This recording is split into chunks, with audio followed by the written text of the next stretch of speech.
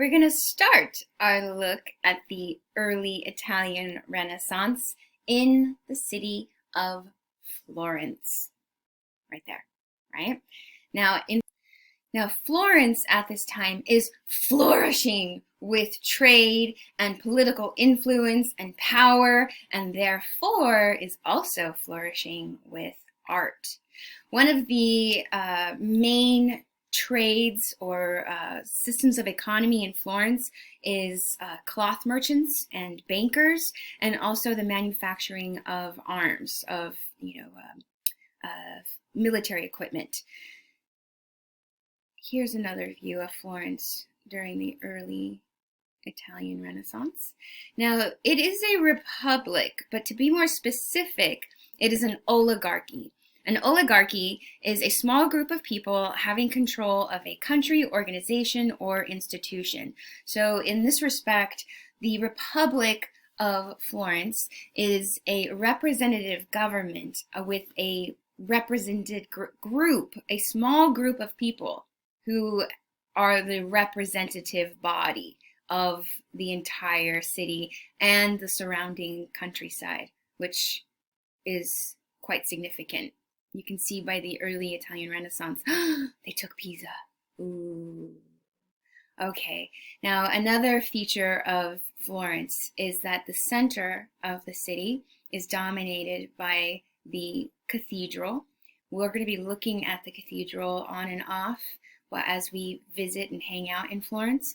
Also, and what you can see here is the Guild Hall. Now, the Guild Hall, this large structure, we're going to be hanging out there. This was originally a grain house. It was a place to store the food for the city. And as it became obsolete or unnecessary, it then was repurposed to serve as a large meeting space. Now, you might be like, meeting space? Why are we talking about that? That sounds so boring. No. Meeting spaces of very powerful, important men. So it's going to have some artwork, and it's going to be another touch point for us with the understanding not only of the Italian Renaissance, but also the understanding of Florence. Another element, or another building I want to call your attention to, is just in between the church and the meeting hall, and that is the Palazzo Vecchio, or the Palazzo della Signora. We talked about that in our Italian Gothic lecture. We looked at it as a city center. It's the town hall. And you can see how all of these, or these three major complexes, are in the heart of the city. The city is ruled by wealth, ruled by powerful merchant families, and the members of these families are going to control not only Florence, but will eventually control larger portions of the Italian peninsula. They will become cardinals, they will become popes, they will be in control of the entire Christian church in Europe. We're going to be focusing on a few of these families and the artwork that they create in and around Florence. And then just to further emphasize this, I've given you this slide here. The oligarchy, this small group of people having control over the city of Florence, the country, the republic, they're all men.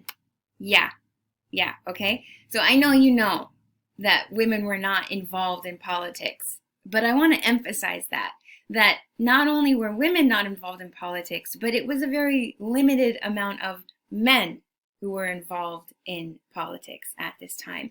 And they are going to be seen in a lot of the artwork that they are paying for by these artists, okay? So here we are looking at an artwork, and we see very specific men, and if we were going to do a deep dive into the history of Florence, we would be able to identify each one of these men.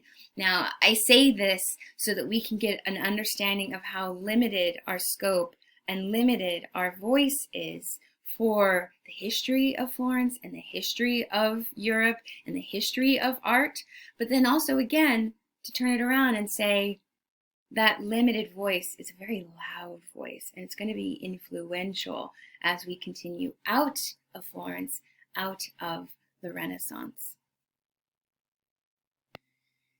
Another map of Florence. So the Arno River is the main river that travels through the city.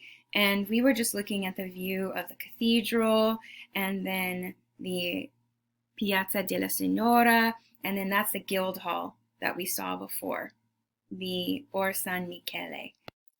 Now we're going to be hopping around to some of the sites that are highlighted here. We're not going to look at all of these structures, but I like to use this map as a way to kind of ground us within the city, and then also to make larger connections and dialogue between how we would move through the city. Because as a person of Florence, that is how they would have experienced this art and therefore understood these messages. Okay, let us begin.